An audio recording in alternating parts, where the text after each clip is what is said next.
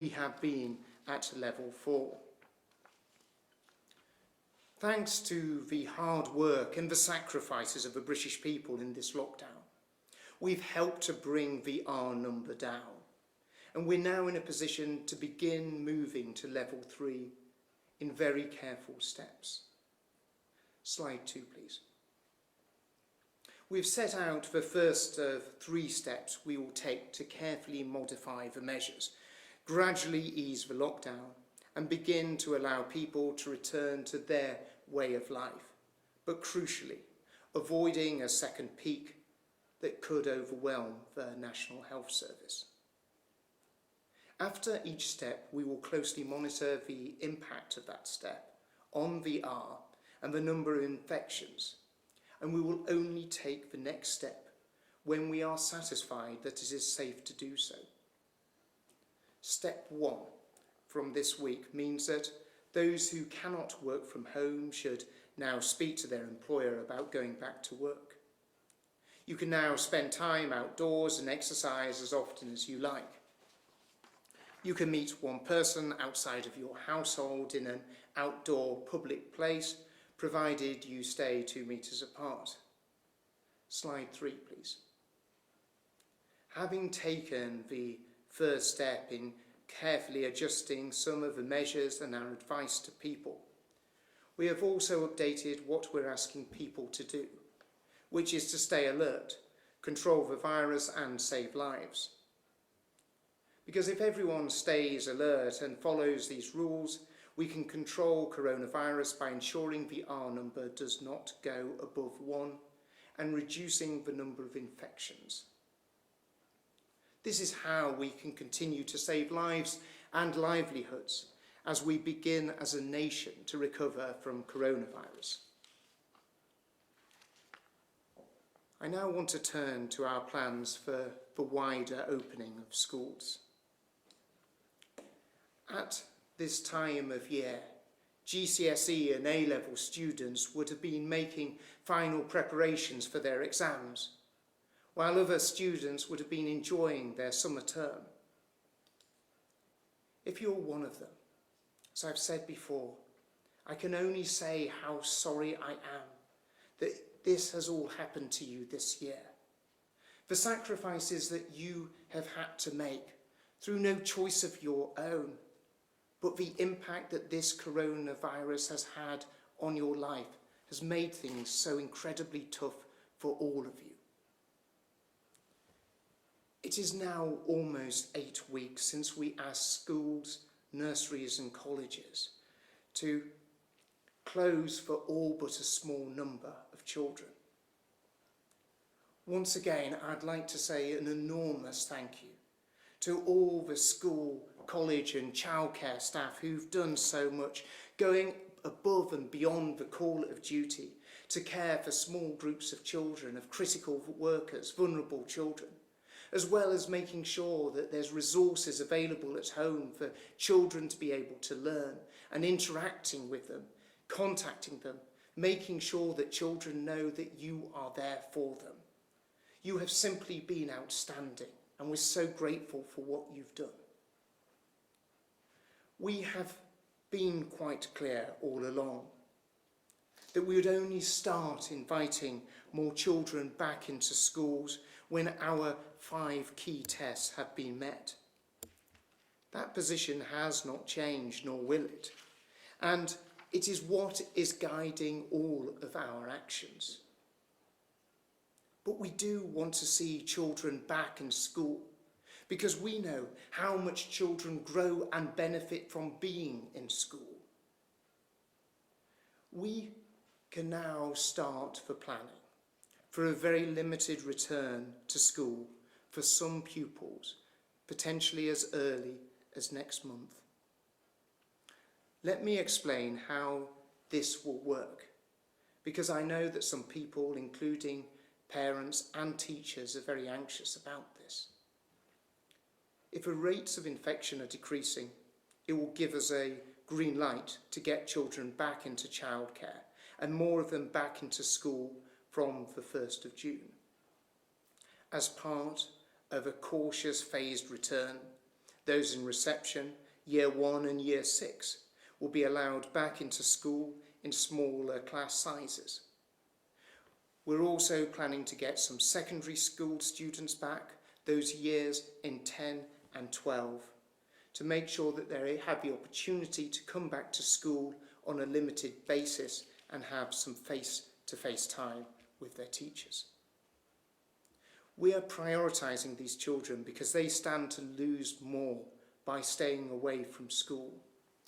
The first years of school are pivotal for children to develop social and behavioural skills and to learn the basics that are going to have a huge bearing on how well they do in their life. Students in years 10 and 12 were there facing the fact that they're going to be sitting exams next year, and it's vital that we do all that we can to help them succeed and help them do well. It's also particularly important for vulnerable and disadvantaged young people. There are some who would like to delay the wider opening of schools. But there is a consequence to this. The longer that schools are closed, the more that children miss out. Teachers know this. Teachers know that there are children out there that have not spoken or played with another child their own age for the last 2 months. They know there are children from difficult or very unhappy homes for whom school is their happiest moment in their week. And it's also the safest place for them to be. And it's thanks to their teachers and the support that their teachers give to them that they are safe and that they are happy. The poorest children, the most disadvantaged children, the children who do not always have the support they need at home, will be the ones who will fall furthest behind if we keep school gates closed. They are the ones who will miss out on the opportunities and chances in life that we want all children to benefit from what teachers do for them and what schools can deliver for them. So we're asking some children to come back from the 1st of June. And we're asking schools to adopt a number of strict protective measures. This includes reducing class sizes, making sure pupils stay within these small groups, creating a protective and small bubble around them. Schools will also be rigorous about hygiene, cleaning and hand washing. School staff can already be tested for the virus, but from the 1st of June we'll extend that to cover children and their families if any of them develop symptoms. Track and trace methods will then be used to prevent the virus from spreading. Together, these measures will create an inherently safer system, where the risk of transmission is substantially reduced for children, their teachers, and also their families. My department has been issuing full and detailed guidance on how to implement these measures and to prepare for wider opening. We have worked closely with the sector, listening to those who work in the classroom.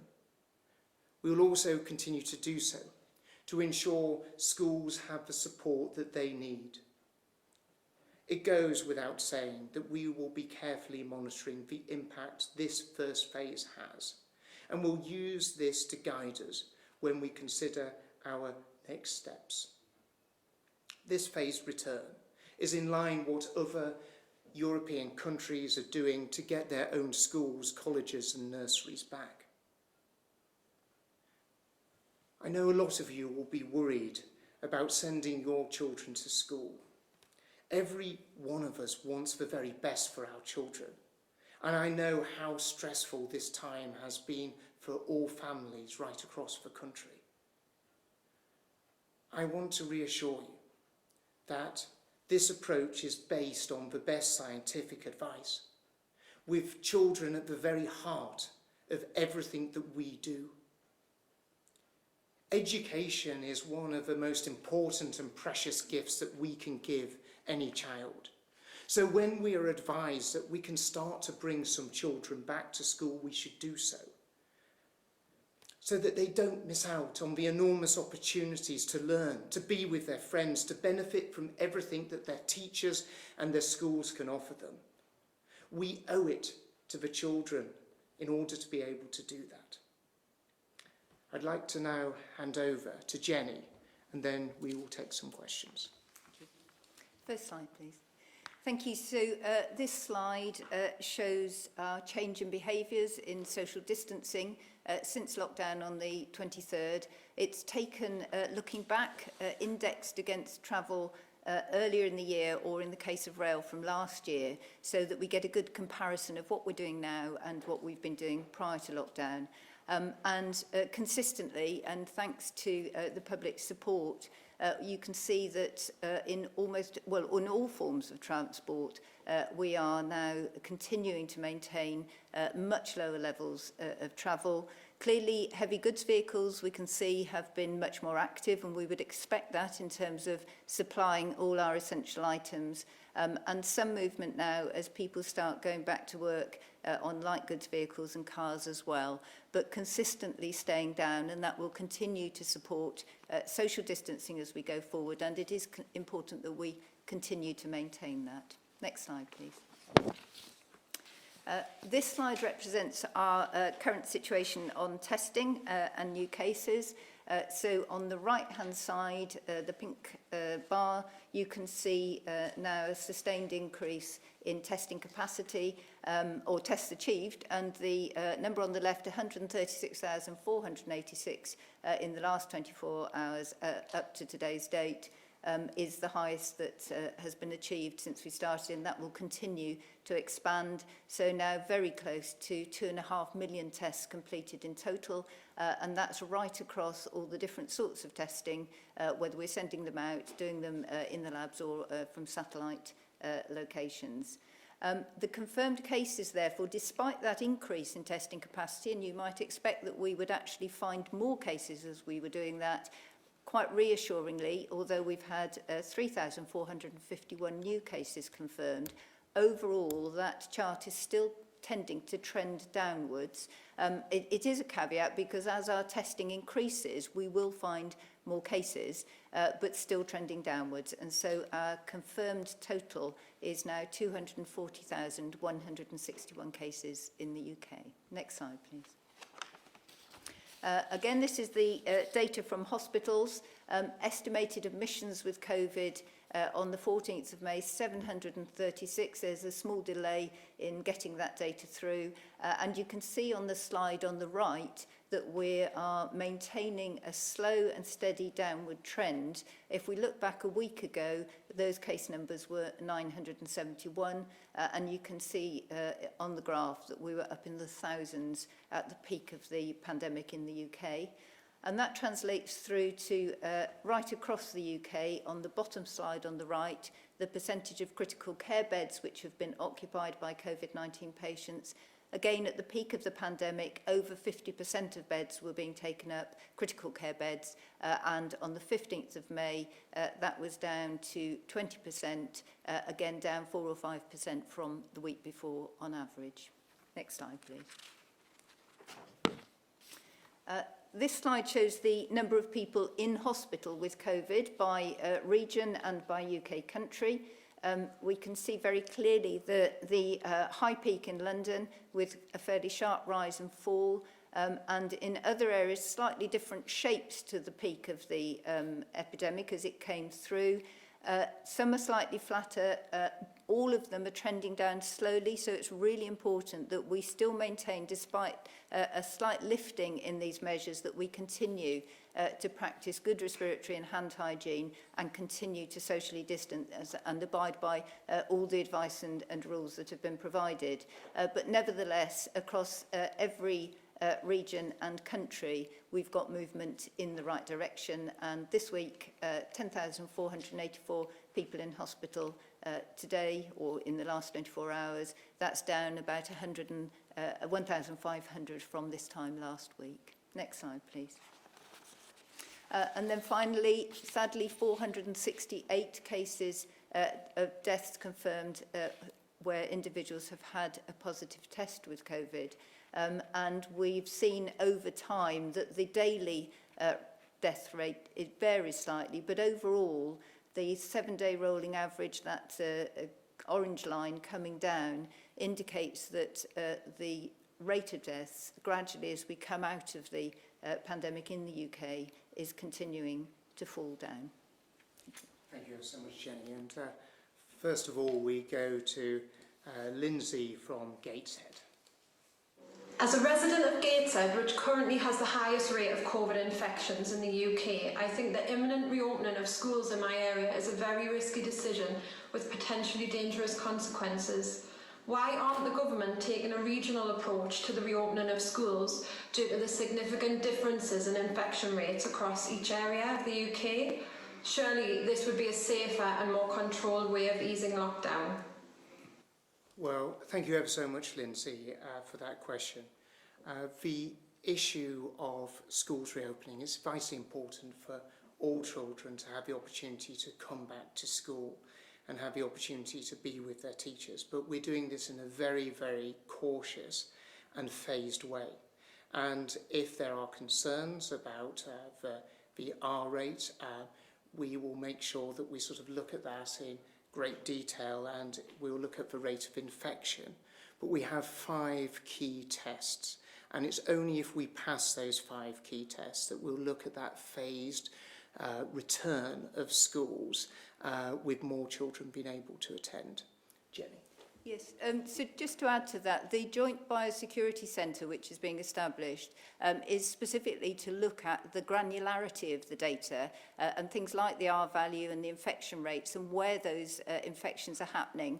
And I think it's probably important to note that for most communities, the R rate is likely to be significantly lower than the national R, and that's because we recognise that there are numbers of infections generated in health and care settings, all of which are being strongly addressed, but nevertheless it perhaps gives a slightly different picture to the population of what the risks are in communities. And the R value has been modelled for about 7 different return to school scenarios by SAGE, and the one that's adopted gives a very small increase, and the design of that is to ensure that we can continue to keep those R values down to safe levels, but they will be reviewed with increasing granularity of data as our surveys and our testing comes back. Thank you. Next, we will go to Lee from Maidstone. And Lee has asked, given that the NHS has confirmed that over 25% of people who have died in hospital of coronavirus were diabetic, will the government review who should be on the shielded list? Should people with diabetes now be added to that list? And Jenny? Yes, very happy to answer that one. So I think the data which the NHS put out is obviously very important data, but what it was doing was looking at individual specific diseases without perhaps taking into consideration some of the other risk variables, the other factors that each individual patient with diabetes had. So for example, we know that individuals who are obese will have a high rate of type 2 diabetes. We also know that they may have some other underlying health conditions, so they're more likely to have cardiovascular disease and ischemic heart disease, for example. So it's really important that we put all these variables together to understand risk. And in fact, the one that is coming through very strongly in our review of data as it continues to grow is around age. And of course, we also know that diabetes, the proportion of the population with diabetes continues to rise with age. So in answer to the last question about the shielded list, we are actually reviewing all of these different risk factors together to try and give a much more proportional representation of who might be at risk. And of course, actually, diabetes, type 2 diabetes, not type 1, is one which many of us in the population can perhaps do something about to reduce our risk. So again, a great plug from a public health doctor perhaps to, during this pandemic, think about diet and exercise and what you can do to help there. Thank you, Jenny. And next, if we can go to Branwen from the BBC. The BMA, the British Medical Association, says cases are not dropping fast enough to reopen schools. If that's still their view in June, will you be comfortable ignoring the UK's doctors? And where local councils are saying to schools they don't have to open, should school governors be listening to them or to you? Well, thank you ever so much, Branwen, for that question, and I'll turn to Jenny to maybe add some extra comments on this. We recognise how important schools are in terms of the importance role that they play in every child's life. And it is understandable then when you're given the advice that there is an opportunity to start opening schools in a very controlled, careful and phased way, because of the benefits, the enormous benefits that delivers every single child, not just in terms of their education, but in terms of their emotional welfare, their physical welfare as well. We should be looking at doing that. But we will look at all advice that we get, and that is why we put the different thoughts as to how we bring schools back to SAGE to ask quite clearly as to how that fits in terms of their modelling, and actually how that fits into the whole roadmap that the whole government is doing in terms of not just schools, but right across industry and everything else, because it's not just something that can be seen in isolation. It has to be seen in the totality of what's doing. But I would hope that any school, wherever it is in the country, actually puts at the heart of what it does is making sure we're delivering the very best for every single child in this country, and making sure we do everything we can do to give them the opportunity to get back in school, get learning, having the benefit of being with their teachers once more. But we will be working not just with local authorities, not just with unions, but all representative bodies to work with them to make sure we help them to bring all schools back.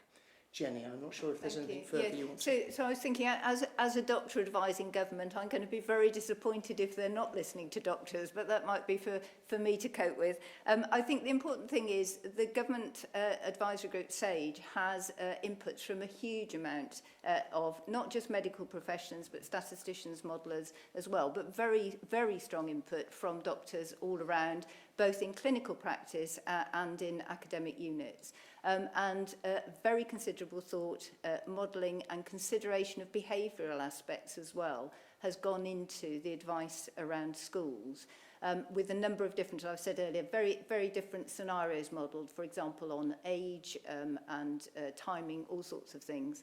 So I think, obviously, it's important that if other groups, whether it be the BMA or other medical groups, have additional information that they feel should be, may have been missed or needs to come into that consideration, I'm sure SAGE and government would be very keen to see that. I think the important message on the evidence that we have for children is there are two groups at potential risk here, I think. One are the children. We know that we think children probably have same level of infections. We're just coming through that data now with the ONS survey, but they definitely don't get as ill. We very rarely see children in hospital in proportion to the older population, for example. And for younger children as well, evidence is still growing, but there may be some evidence there that they are less likely to pass it on. For teachers, again, it's difficult because obviously we've had lockdown, but some high-level sort of signals. If you look at the ONS death rates, for example, the teaching profession on that, they're quite crude data, so we have to look at it carefully, but very low, actually, in comparison to a number of other different professions or work areas. So I think we've got a number of signals that say this is a safe place to go. And then coming to the numbers of cases in our population, I think the perspective is we do need to keep them down. We need to actually track them now as they're dropping and really get on top of it. It's a great opportunity. But the latest ONS data suggests that maybe last week there was about 1 in 400 people with infection. Another couple of weeks, that's halving at our current reduction rate, so that's going to be maybe 1 in 100, other way around rather, it will be half that rate. And so I think parents and teachers should not be thinking that every school is likely to be swarming with cases. We're moving in quite a different direction now. Thank you. Branwen, I'm not sure if there's follow-up question. Governors. And on that point about the school governors, they are going to be thinking about their legal responsibilities in terms of making each school safe. How are they meant to reconcile that conflicting advice they're getting from you and from local councils? Well, our guidance has been quite clear. We've made it absolutely clear that there's a set of 5 tests that we are going to be judging as to the opening of additional year groups for schools, and if we pass those 5 tests, then we'll look at opening schools up more from early June, from the 1st of June. But what we would ask them to do is look at the guidance very, very carefully and recognise the fact that we are there to provide the very best for every single child who goes to that school. And the best way of doing that, the best way of protecting children, the best way of giving them the best opportunities in life is actually to have them coming back into school. And this is a very small, tentative step in what I believe is the right direction if we pass those 5 tests.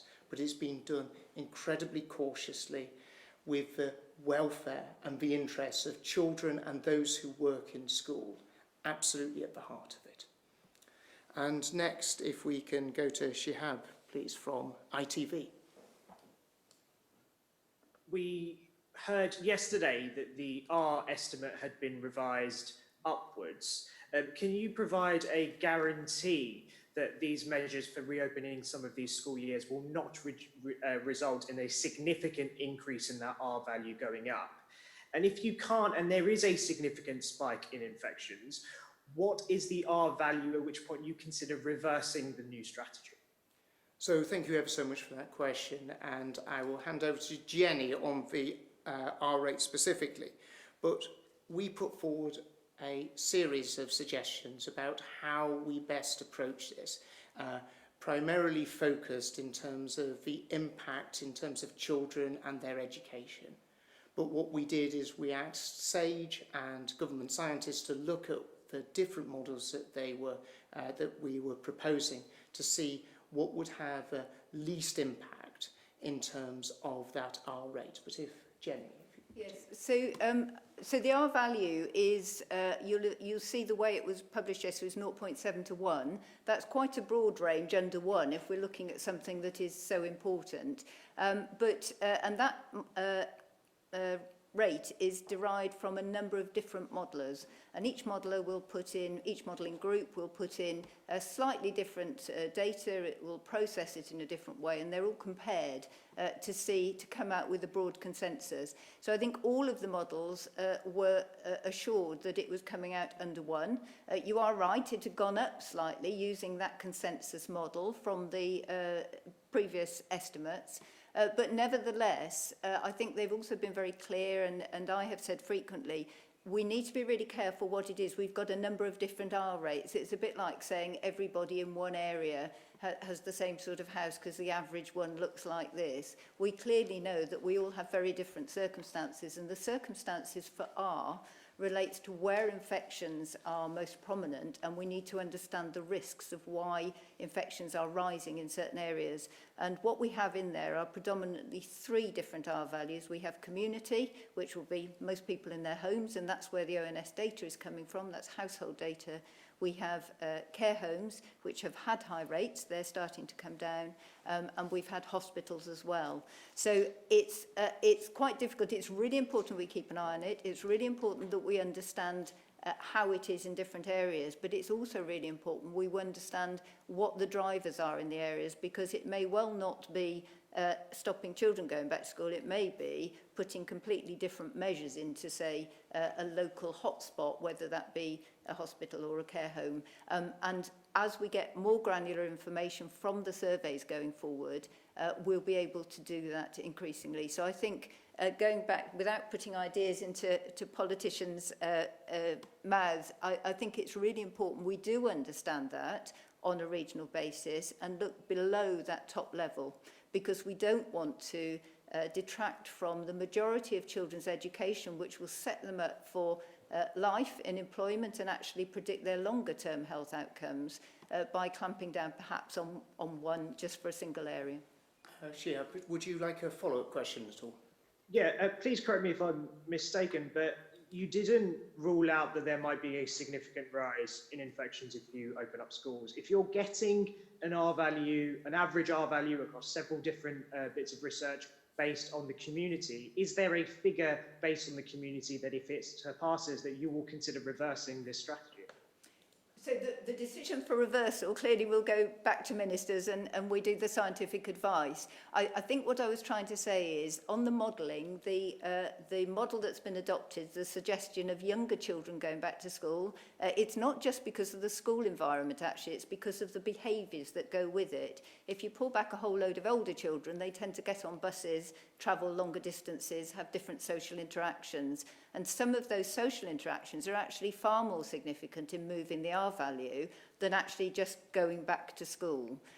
So I think the important thing is we need to understand in each area what it is. So if you had a region where the R value had not come down quite so much, if that was because there was a high population level of disease, then you may well wish to consider what social interventions, including education, but also what we were doing in parks and all sorts of things, what you wanted to do. And that's why the Joint Biosecurity Centre has been set up, to be able to see that. But what I think you wouldn't want to do is this, for a very small change in R, which is predicted from opening up schools in the way that they have, very, very small amount on top of this, you wouldn't want to stop children's education when actually the right interaction would be to manage an outbreak in a care home, for example. So I think it will depend very much on the circumstances as we move forward. And just really to emphasise, we've taken the most cautious and precautionary approach to this, and the reason that we've set up the COVID alert level system is really to guide not just government but also to the public of the challenges and the changes as we fight this virus. If I can next go to Tom Rayner from Sky. Tom. Thank you, Education Secretary. Two questions, if I may. Beyond increased hygiene measures and reduced class sizes, is it the case that children in reception and year one will not be expected to socially distance when they interact with classmates in the classroom? And secondly, there will of course be millions of children who will not be going back to school for many months. So what are you going to do to ensure better national coordination and support to make remote learning more effective and to ease the burden which is currently falling largely on the shoulders of individual teachers and parents?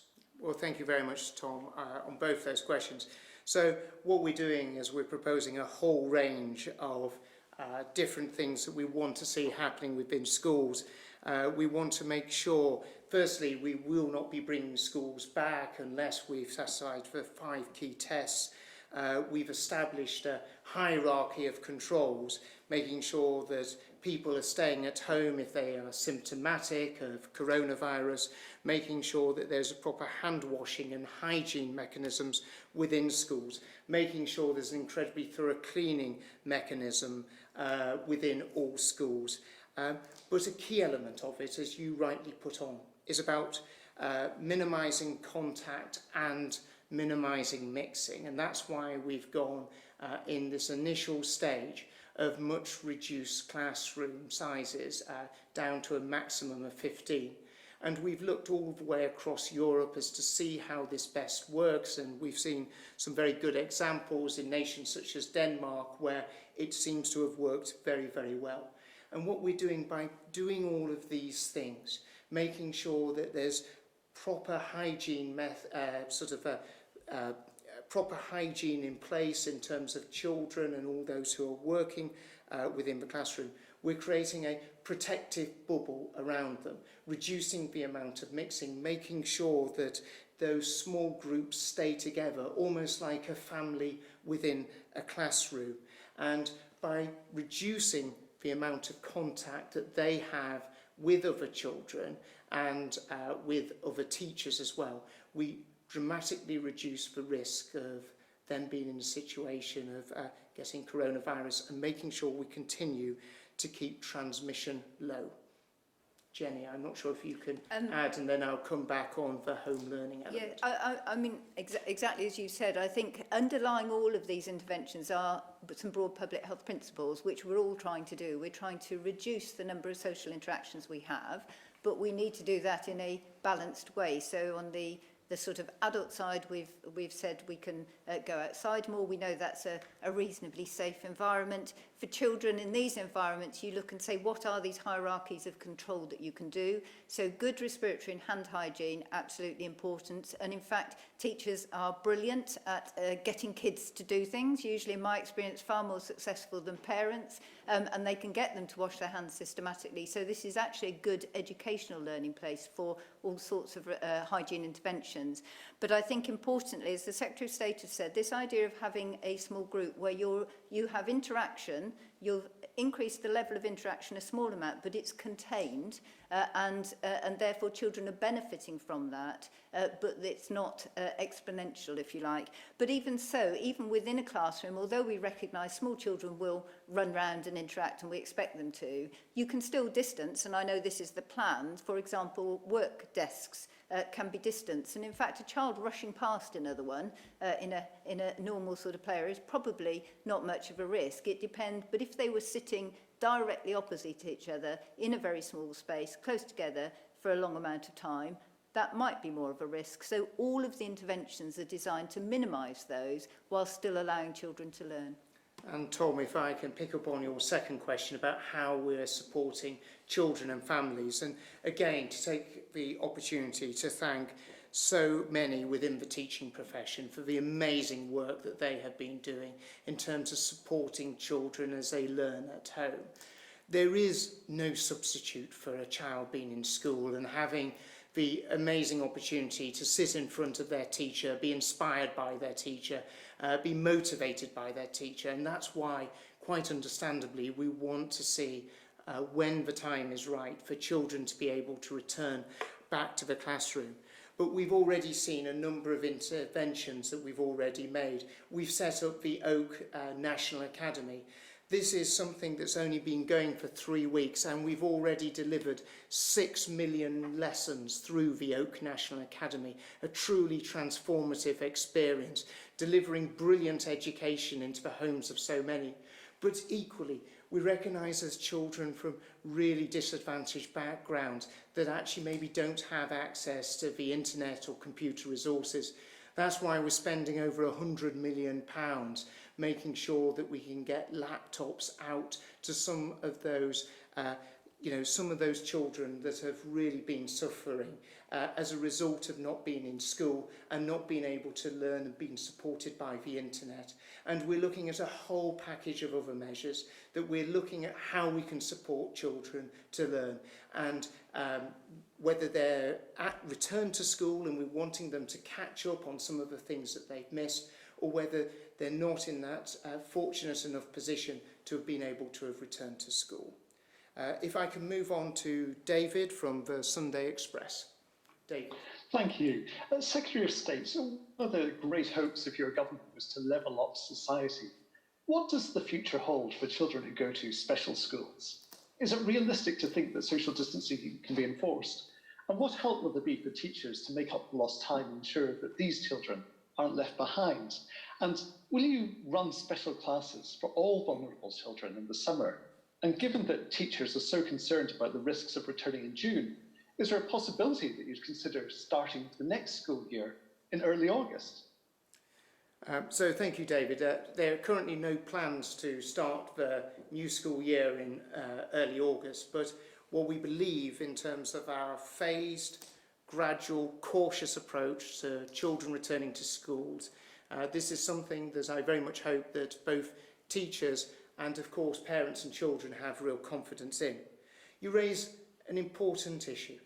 We got elected on an agenda of levelling up right across society, and there is no better way of levelling up for, whether it is children or adults, than through education. Education is the greatest leveller, and what we will be doing, and the department has been doing an enormous amount of work over the last few weeks about how we really drive that agenda forward, making sure that people do not miss out as a result of this crisis, looking at how we can make the interventions to support children, whether they're going to special schools, but also whether they're going to mainstream schools, to make sure they benefit from some of the best teaching in the world that is actually done in this country.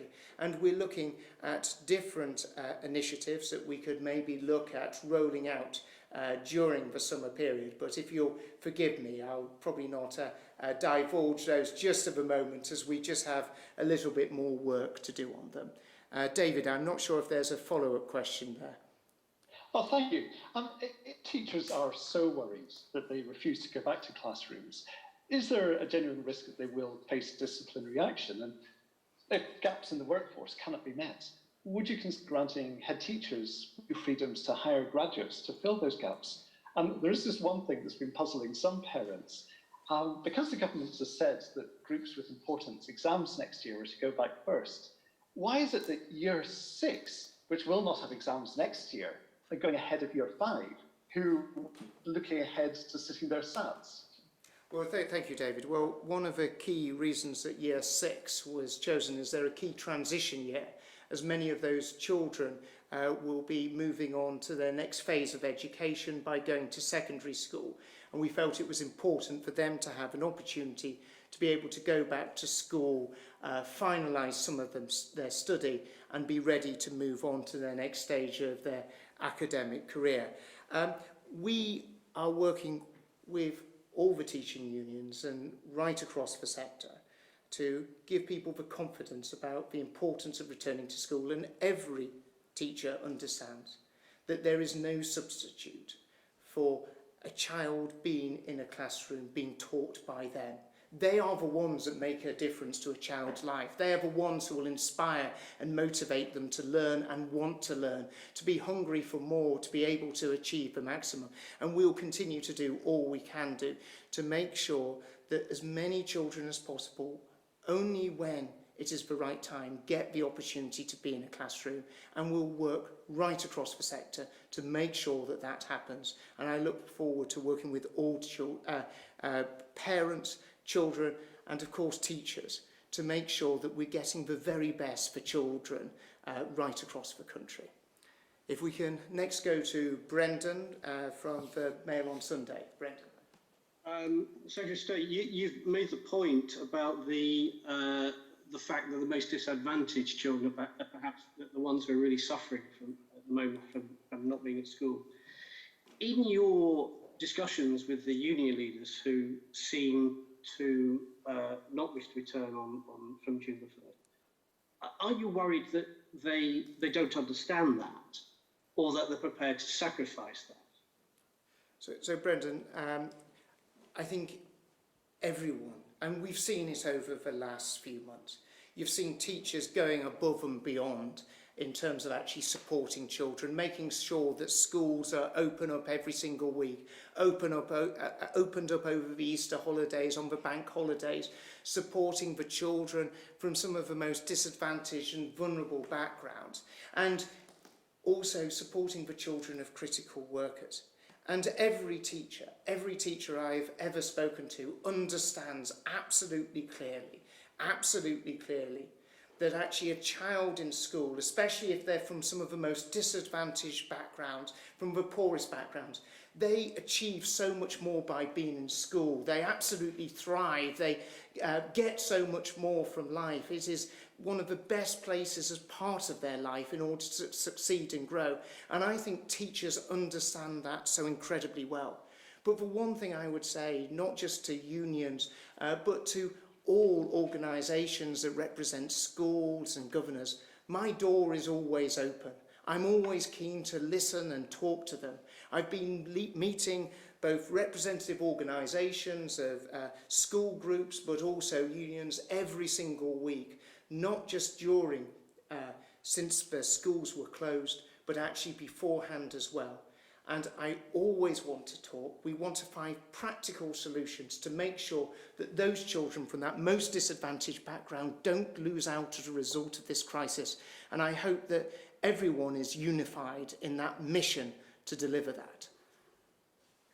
Could I just follow that up and say, are you saying then, therefore, that from your experience, the teachers, or many of them, don't agree with what their union leaders are saying, and therefore you would like them to appeal to teachers to go back to school and open schools, and in a sense ignore what their union leaders are saying? Well, Brendan, teachers have been absolute heroes all the way through this crisis.